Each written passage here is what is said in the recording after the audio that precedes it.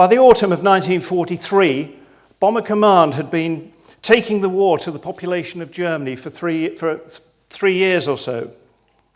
From an inefficient beginning during 1939 to 1940, Bomber Command had become a major force.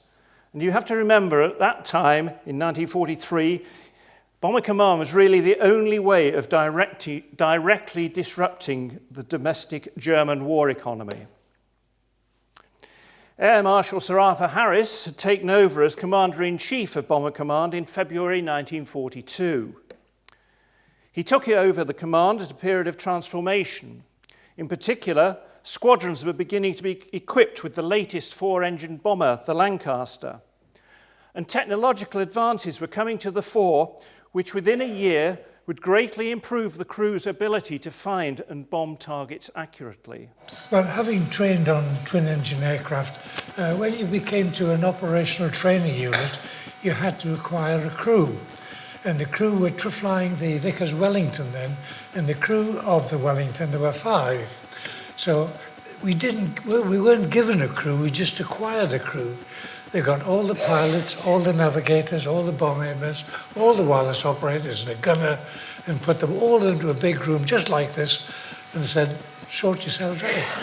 Worst thing about the operation, which we never thought was going to take place, was the route and the weather. Sonsby, Harris's deputy, was a little bit uncertain about the weather and took it up with Harris, who insisted that the operation carried on. We never thought, even when we went out the aircraft, we never thought it was going to happen.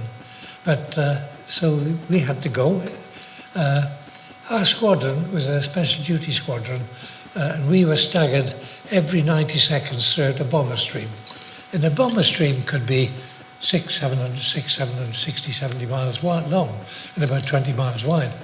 And this particular night, we were flying one long straight leg from Charleroi in Belgium right to Fegel, north of Nuremberg, 265 miles, dead straight leg. Normally you do dog legs to confuse the enemy. Just south of the Ruhr, there were 2 night fighter stations, Ida and Otto, and we really, when we got there, the idea from as far as the Bomber Command was that the route should be in cloud and the target would be clear. And just the reverse happened. Something went wrong with the wind. The westerly wind got up, blew all the cloud away. So on this 265-mile long leg, we were flying in bright moonlight, half moon, and contrails formed. So the German fighters got in amongst us, and it was really comedy.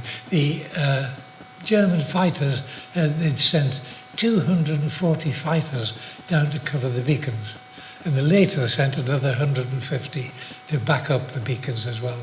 So on this long leg, aircraft were just falling out of the sky right, left and centre. By the time we'd crossed the German border, we'd already seen 16 aircraft being shot down.